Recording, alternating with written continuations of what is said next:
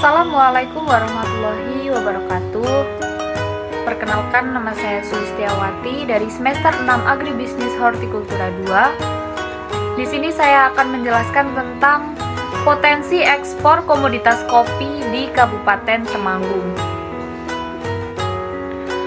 Kopi merupakan salah satu komoditas perkebunan yang cukup berpotensi, terutama jika dilihat dari proporsi luas lahan tanaman kopi.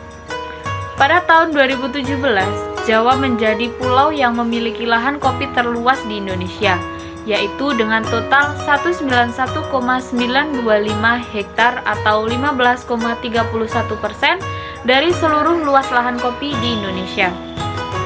Salah satu provinsi dengan potensi kopi di Jawa Tengah adalah Provinsi Jawa Tengah.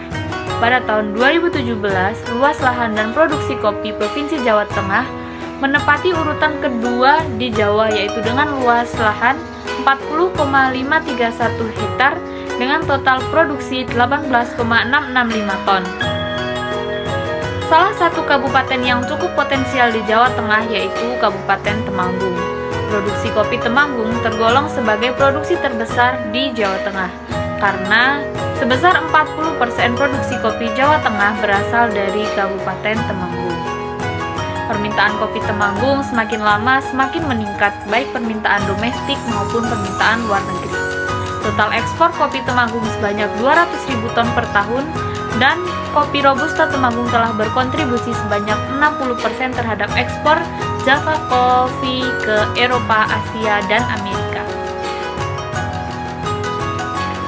Potensi sumber daya agribisnis.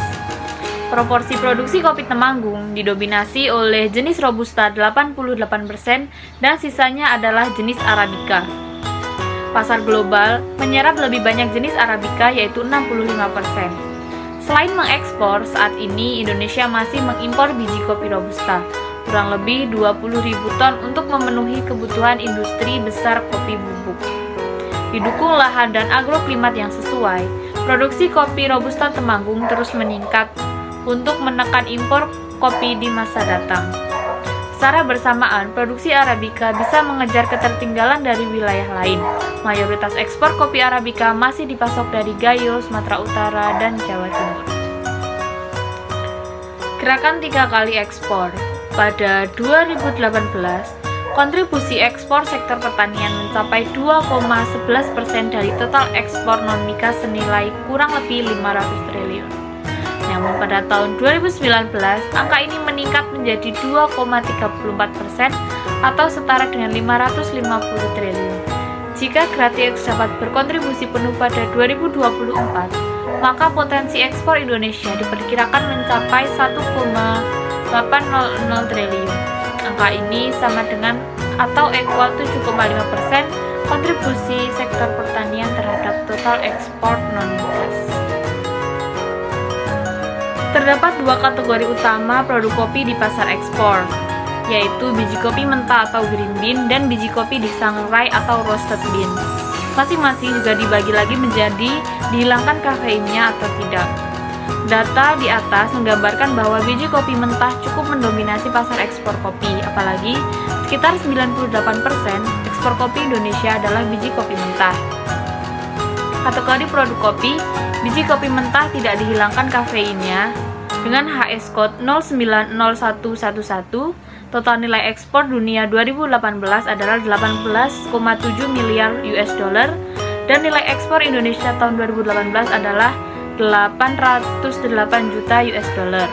Untuk kategori produk kopi, biji kopi mentah dihilangkan kafeinnya dengan HS code 090112. Total nilai ekspor dunia pada tahun 2018 ada 791 juta US dollar dan nilai ekspor Indonesia ada 405.000 US dollar.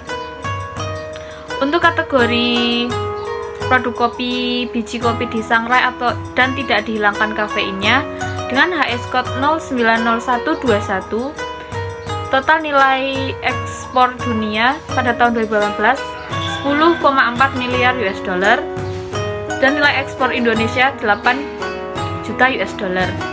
Untuk kategori biji kopi disangrai dihilangkan kafeinnya dengan HS code 090122, Total nilai ekspor dunia adalah 623 juta US dollar dan nilai ekspor Indonesia 51.000 US dollar.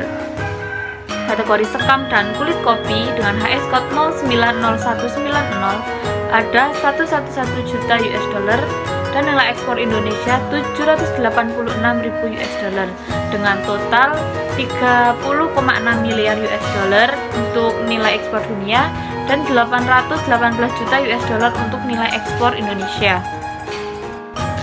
Kegiatan SOP produk, standar operasional prosedur atau SOP indikasi geografis pengolahan kopi Temanggung.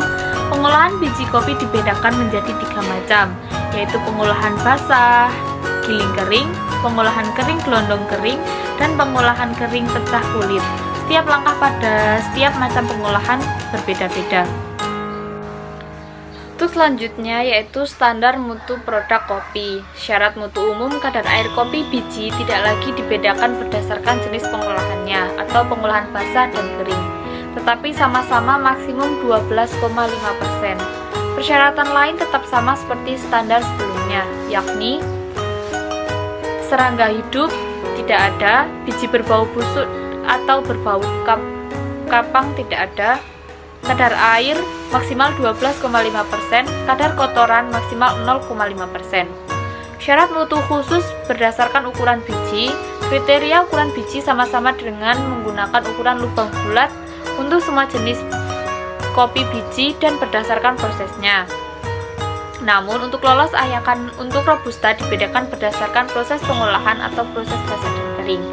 Syarat mutu khusus kopi robusta pengolahan kering, ukuran besar tidak lolos ayakan berdiameter 6,5 mm, persyaratan maksimal lolos 5%. Ukuran kecil lolos ayakan diameter 6,5 mm, tidak lolos ayakan berdiameter 3,5 mm, maksimal lolos 5%.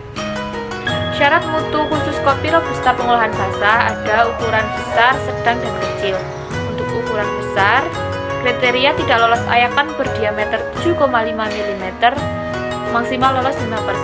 Ukuran sedang kriteria lolos ayakan diameter 7,5 mm, tidak lolos ayakan berdiameter 6,5 mm, maksimal lolos 5%.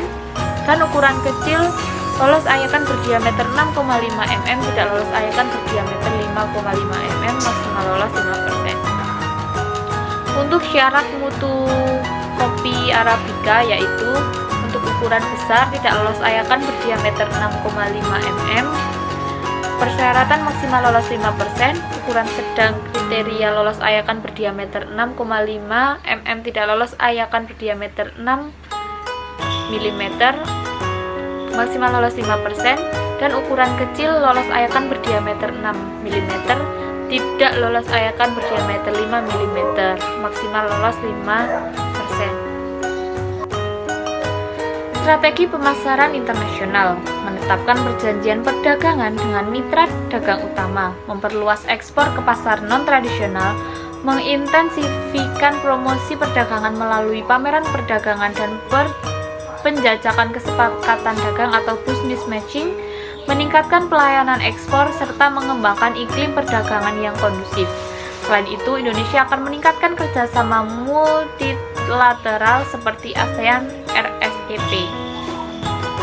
Implementasi strategi pemasaran internasional di Kabupaten Temanggung, yaitu petani kopi Kabupaten Temanggung tergabung dalam Java Highland Coffee Farm, mengirim beberapa contoh produk ke berbagai negara, upaya memperoleh pengakuan pasar yang nyata, semakin intens melakukan negosiasi dengan para buyers, belajar secara serius untuk melakukan proses akar kopi yang dihasilkan kualitasnya membaik dan memenuhi standar untuk diekspor.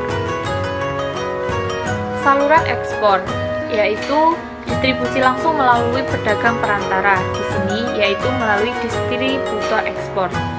Distributor ekspor membeli kopi dengan diskon yang besar, kemudian menjualnya kembali untuk mendapatkan laba, memberikan layanan tunai jual atas pembelian, serta mereka menggunakan nama mereka, tidak atas nama kopi Temanggung.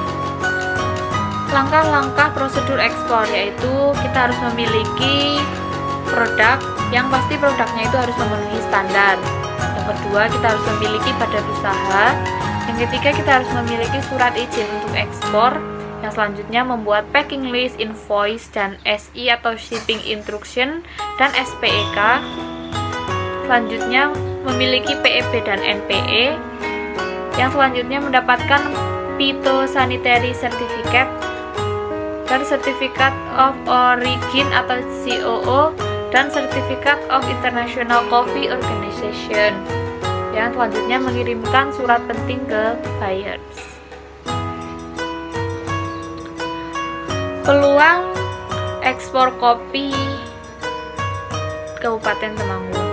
Pertama, kualitas kopi Robusta Indonesia diakui lebih unggul daripada kopi Robusta Vietnam. Bahkan, beberapa kopi Robusta Indonesia mampu mendapatkan nilai tinggi sehingga dianggap sebagai kopi specialty. Di samping itu, kualitas kopi Arabica Indonesia juga diakui mampu menyaingi kopi Arabica Brazil. Namun, keunggulan yang paling penting dari kopi Indonesia adalah beragam jenis asal kopi yang masing-masing memiliki kekhasan dan keunikan tersendiri.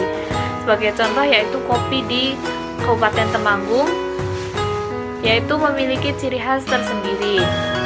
Inilah potensi yang tidak dimiliki oleh kopi dari Brazil, Vietnam, dan negara pesaing lainnya, serta ini yang harus kita optimalkan. Hambatan ekspor komoditas kopi adalah jika kita membandingkan kopi Indonesia dengan kopi negara-negara produsen lainnya seperti Brazil dan Vietnam, kopi Indonesia kalah dari segi volume dan biaya produksi serta sertifikasi. Seperti yang kita ketahui bahwa Brazil dan Vietnam adalah negara produsen kopi terbesar pertama dan kedua di dunia.